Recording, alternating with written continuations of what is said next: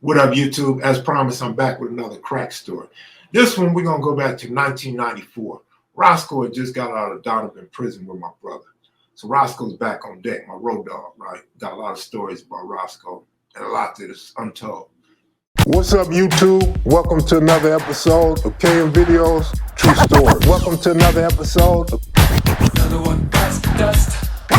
Welcome to another episode of Another one bites the dust.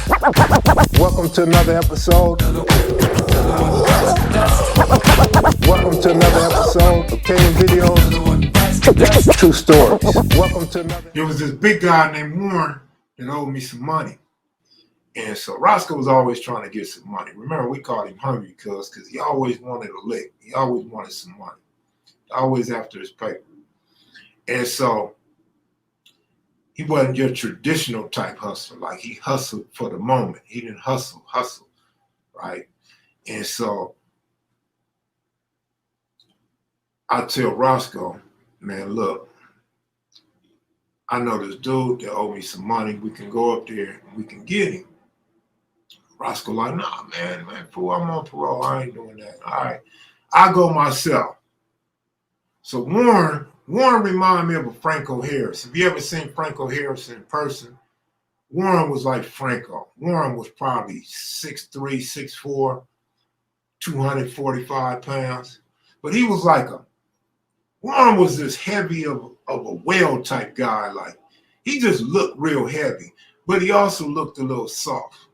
Warren had this good job. I don't know Warren's background, but he stayed at the top of Windsor Hills. Stayed up there by the jogging park, by Windsor Hills Elementary. You know, that's right around the corner from Ray Charles, Debbie Allen and Norm Nixon,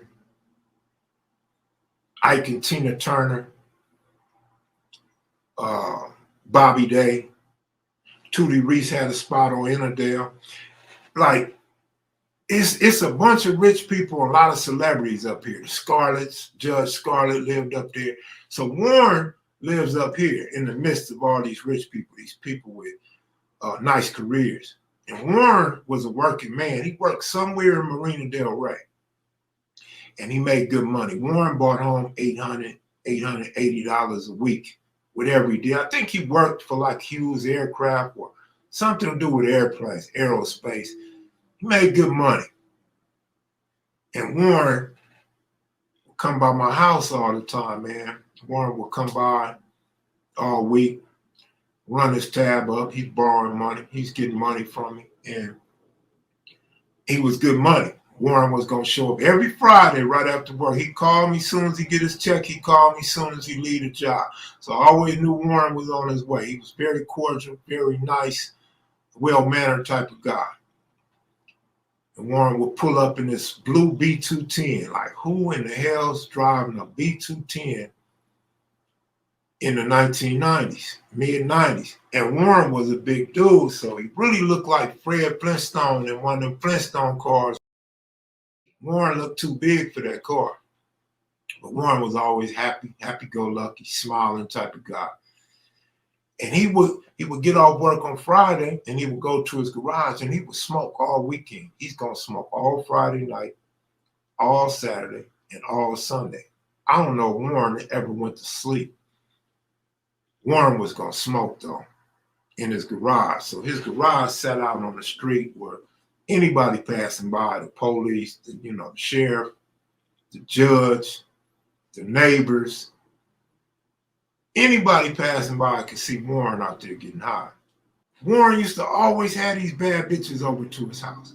I'm talking about light skin, red bone, yellow bone, brown, caramel, long hair, short hair. Man, he had some bad girls over there. Basically, though, these was NBA groupies, like second tier NBA groupie females.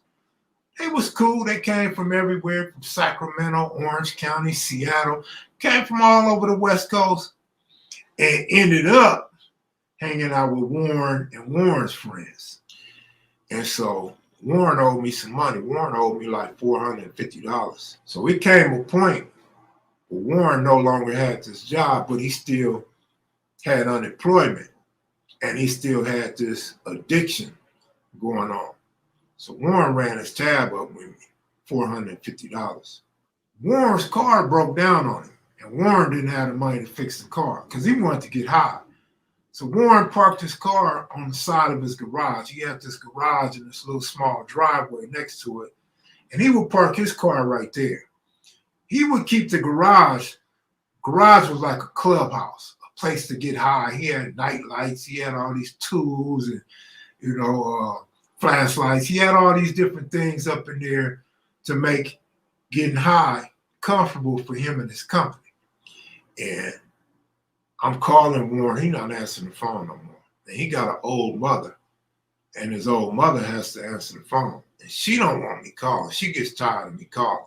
Will you quit calling? Oh, Warren's not here. Or she would be yelling for Warren, Warren, and Warren wouldn't answer the phone. Warren had this cordless phone that he used to take outside and try to answer the phone quick before his mother. His mother wouldn't answer the phone at 3, 4, 5 rings when she's tired of hearing it ring. So Warren would short stop and answer the phone. And he would call his little dope dealers on the phone and his smoker buddies on the phone, and they would come by and they would have like these garage parties smoking crack. A lot of drug dealers would come through there, but when I come through, it seemed like they would get all shaky and frantic and they would disappear. Or they would just be shaking like Mr. Flurry to the point where I got to get up out of here because this dude is scared as hell and I don't want to be around those scary motherfuckers.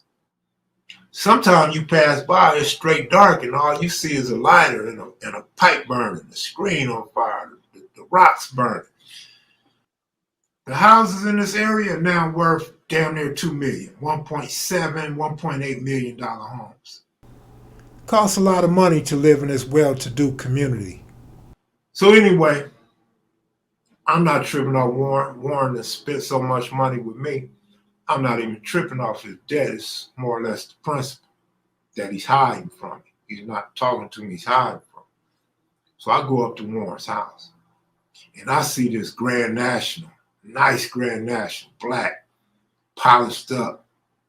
And I see this Benz, like a 550, S550 Benz. And I'm like, wow. And then I see this nice BMW.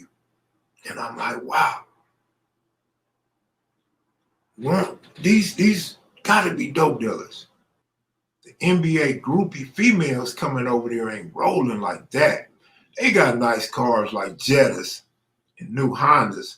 They ain't rolling in nothing fancy like that. I immediately know that Grand National belongs to one of the local drug dealers, one of the little peddlers in the hood. Not from the hood, but in the hood. And so I'm like, hey, Warren. I'm like, man, check this out, oh boy, you owe me some money, man, and you got all these nice cars out here. You say, oh man, I'm washing and waxing these cars, man, making some little money on the side. I'm like, oh, that's even worse. You should have some money for me. Nah, man, I'm waiting on him to get paid. When you getting paid? Like, as soon as dude come. So I get tired of waiting. I leave. I come back. The car's still sitting out there. So dude don't ever come and pay him, apparently. And so I'm getting fed up with Warren. And he's hiding from me again. So I can't catch Warren. I catch him on the phone one time. And I tell him, I said, look, man, I'm going to get you. All right. He seemed like he don't care. He's unbothered. Warren's unbothered. This big old soft dude is unbothered. Warren was heavy-handed, heavy on the gas pedal. And he was so heavy that if he sat on your plastic lawn chair or a crate, it would break. So one day, me and Roscoe is hanging at my house. And I call up to Benoit Benjamin's house. And they tell me Warren's over there. Oh, shit, Warren's a big old Warren over there? Like, yeah. He got some money? He ain't really got no money. He been spending all night. I'm late to my money. So I tell Roscoe, come on. And I take Roscoe to Benoit Benjamin's house. This is when he get introduced to Benoit Benjamin's spot. And we go up in there. And we go in this one room. I guess you could call it the smoke room. Everybody in there either getting high or they sniffing cocaine. They doing lines. And I see big old Warren sitting on his knees. Warren's so tall, he's sitting on his knees. And the bed up here is like a little table for him. It's a big bed, but for Warren, it's like a little bed. And Warren got him some powder and some crack, got a pipe in his hand. I said, Warren, man. I skipped the whole part. I said, Warren, man, you owe me. He said, I know, man. I said, I told you, man, I was going to get you. He's like, oh, man, like, don't get me. Oh, you got it. And I fire on him. Bing, bing, bing, bing. I'm firing on him like I'm throwing combination like non-stop. I'm not stopping like ain't no 2-3 combination. I'm just throwing punches left, right, left, right, left, right. And my hand is starting to hurt. Like back in junior high school when I beat up the white kid, my hand's starting to hurt. I look at Roscoe. This is my partner. I know Roscoe gonna help me. And Roscoe laughs at me. Roscoe laughs. I mean, he done laughed at me before many a times in jail on the street because I was always taking off on people, and Roscoe would be there. And matter of fact, I got some jail stories with Roscoe too. And so I look around at the room, and they kind of laughing too. Like everybody's high, so nobody's scared. Nobody's scared that I'm gonna do nothing to them. Nobody's scared that Roscoe's gonna do anything. And Roscoe's a big dude too. Roscoe's big for 6 foot tall. And so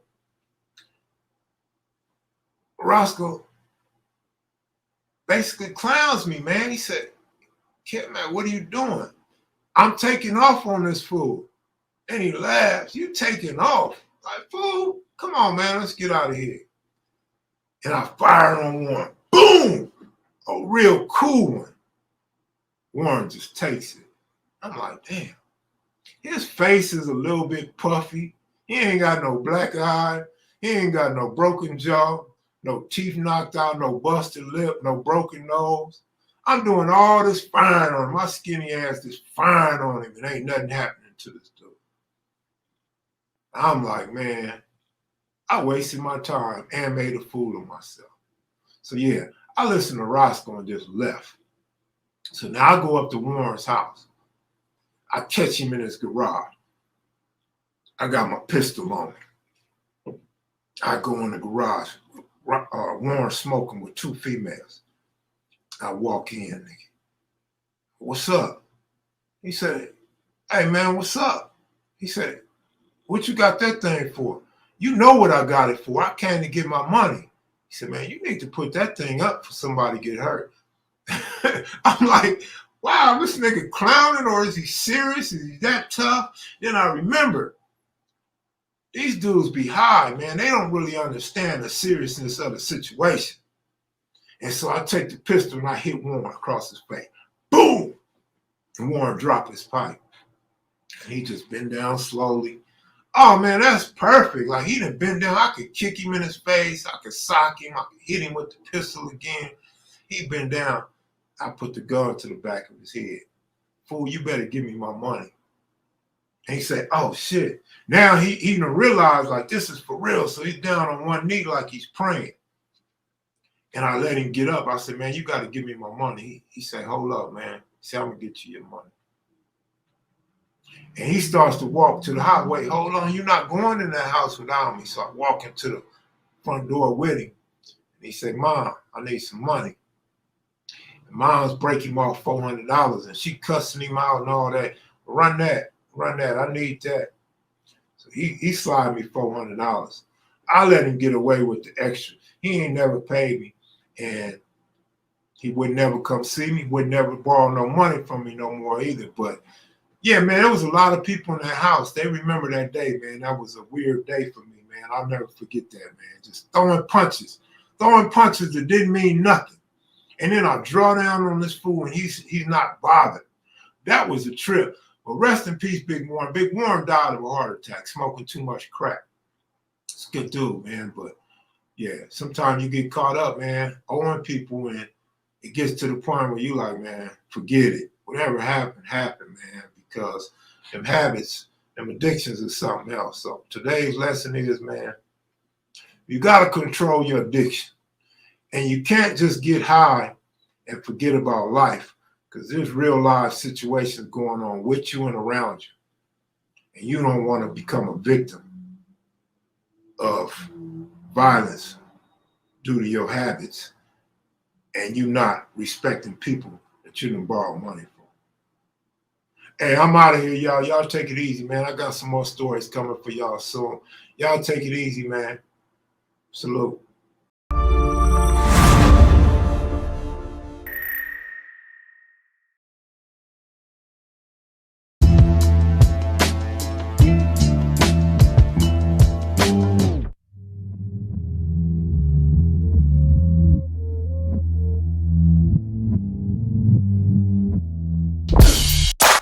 This is Los